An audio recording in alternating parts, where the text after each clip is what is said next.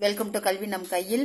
Dead paper 1 and 2 science 6th term 1ல unit 1ல part 2 பார்க்க போறோம்.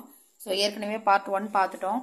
ஆக்சுவலாக புக் பேக் மட்டும் நான் தனியாக போடலான்னு நினச்சிருக்கேன். பிகாஸ் நிறைய கொஷின் அப்படியே புக் பேக்ல இருந்து வர்றதுக்கு வாய்ப்பு இருக்கு. ஸோ நம்ம அதை ஒரு பார்ட்டாக பார்த்துட்டோம்னா நம்மளுக்கு கொஞ்சம் ஈஸியாக இருக்கும். இதில் வந்து ஃபர்ஸ்ட் இந்த நினைவில் கொள்கவே நான் கொஞ்சம் விட்டுட்டேன், அதை மட்டும் கொஞ்சம் ஆட் பண்ணிக்கிறேன். இந்த பயன்பாட்டு வினாக்கள்ல ஒரு டாபிக் இருக்கு. வானியல் பொருட்களுக்கிடையே உள்ள தொலைவை அளக்க பயன்படும் அலகு எதுன்னு கேட்டா ஒளியாண்டு. ஒரு ஒளியாண்டு என்பது ஒளியானது ஓர் ஆண்டில் கடந்து செல்லும் தொலைவு, அவ்வளவுதான். ஸோ இதை நம்ம மைண்ட்ல வச்சுக்கணும். இந்த ஒளியாண்டு கடக்கும் தொலைவு ஒளியாண்டுன்றது கொஸ்டினா இருக்கலாம். இல்ல அப்படின்னா ஓராண்டில் ஒளியானது கடக்கும் தொலைவு டேஸ் ஒரு ஒளியாண்டு அப்படின்னு வரும். அடுத்து நினைவில் கொள்க. அளவீடு அப்படிங்கிறது தெரிந்த அளவோடு தெரியாத அளவை ஒப்பிடுறது தான் அளவீடு.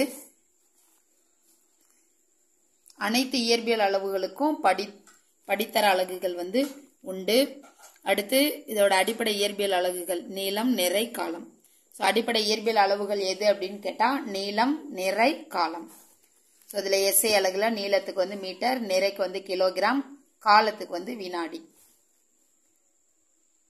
ஸோ அளவுகோலை பயன்படுத்தும் போது எத்தனை வகையான பிழைகளை தவிர்ப்பதன் மூலம் துல்லியமான அளவை பெறலாம்னா 3 வகையான பிழைகள். நம்ம அதை பார்ட் 1ல தெளிவா பார்த்தோம். ஸோ மில்லிகிராம் அளவுக்கு ரொம்ப துல்லியமா நிறைய அளவிட பயன்படுற சாதனம் எது அப்படின்னா மின்னணு தராசு. இப்ப நம்ம வந்து புக் பேக் ஆன்சருக்கு போயிடலாம். ஒரு மரத்தோட சுற்றளவை அளவிட பயன்படுவது எது அப்படின்னா அளவு நாடா. அடுத்து 7 மீட்டர் என்பதை சென்டிமீட்டரில் மாற்றினால். ஸோ நம்ம அந்த ஒரு படம் போட்டு காட்டணும். ஸோ மீட்டரை சென்டிமீட்டர்ல கேட்டிருக்காங்க.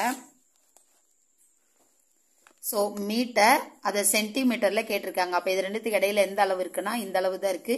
ஸோ அங்க என்ன நம்பர் இருக்கோ அந்த நம்பர் போட்டு அது கூட எத்தனை ஜீரோ ஆட் பண்ணணும்னா 2 ஜீரோ ஆட் பண்ணணும்.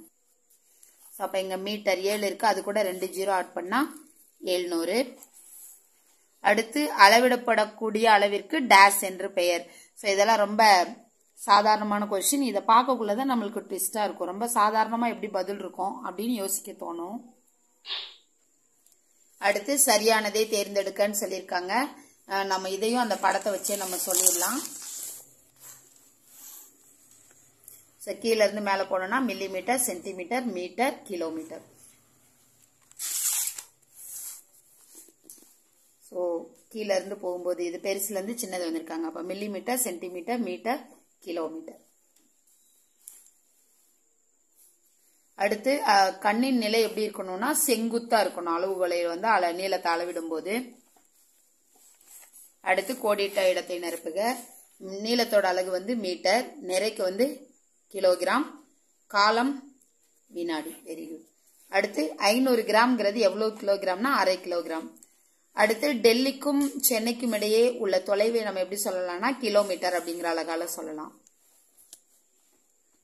1 மீட்டர் அப்படிங்கிறது 100 centimetre. So metre, centimetre 100. So அப்போ இருக்கிற நம்பரோட 2 ஜீரோ சேர்க்கணும்னு சொன்னோம். ஸோ இங்கே 1 இருக்கு, அதனால அது கூட 2 ஜீரோ சேர்த்துருக்காங்க. அடுத்து 5 கிலோமீட்டரை மீட்டரா மாற்றணும். ஸோ கிலோமீட்டர் மீட்டரா மாற்றணும். என்ன நம்பர் இருக்கோ அந்த நம்பரோட 3 ஜீரோ சேர்க்கணும். ஸோ இங்கே 5 இருக்கு, அதனால 3 ஜீரோ சேர்த்திருக்கோம். So 5000 metre. அடுத்து சரியா தவறா? ஒரு பொருளின் நிறையை 126 கிலோகிராம் என கூறலாம். சரிதான். நிறைய இப்படிதான் நம்ம சொல்லுவோம், ஏன்னா நிறையின் அலகு கிலோகிராம் தான். அடுத்து ஒருவரின் மார்பளவை மீட்டர் அளவுகோலை பயன்படுத்தி அளவிட முடியும் சொல்லியிருக்காங்க. தப்பு, ஏன்னா அளவு நாடாவை பயன்படுத்தி தான் அளவிட முடியும். சுற்றளவு இப்படி சுத்தி வைக்கிற மாதிரிக்கு அளவுகோலை பயன்படுத்த முடியாது. நேர்கோடா இருக்கிறது தான் அளவுகோல் பயன்படுத்த முடியும். மற்றதுக்கு அளவு நாடா தான் பயன்படுத்த முடியும். 10 மில்லிமீட்டர் என்பது 1 சென்டிமீட்டர். நம்ம அந்த இதுல பார்த்திருக்கோம்.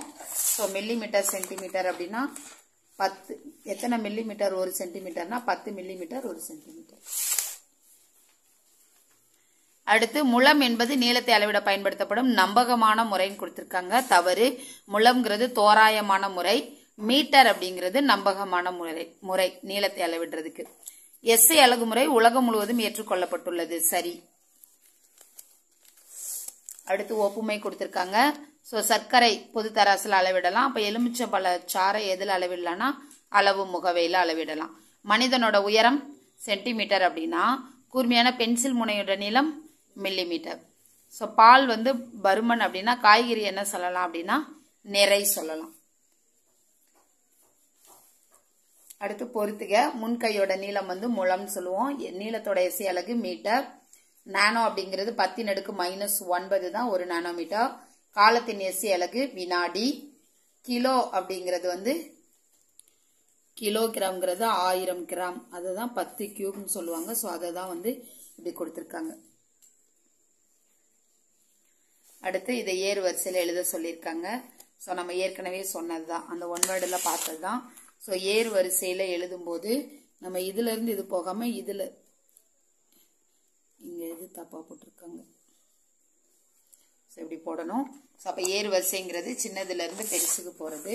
ஸோ இதுதான் மில்லிமீட்டர் ஃபஸ்ட்டு, அதோட பெருசு சென்டிமீட்டர், அதோட பெருசு மீட்டர், அதோட பெருசு வந்து கிலோமீட்டர். ஸோ இதோட ஃபஸ்ட்டு அலகு 1ஓட புக் பேக் ஒன் வேர்ட்ஸ் முடிஞ்சது.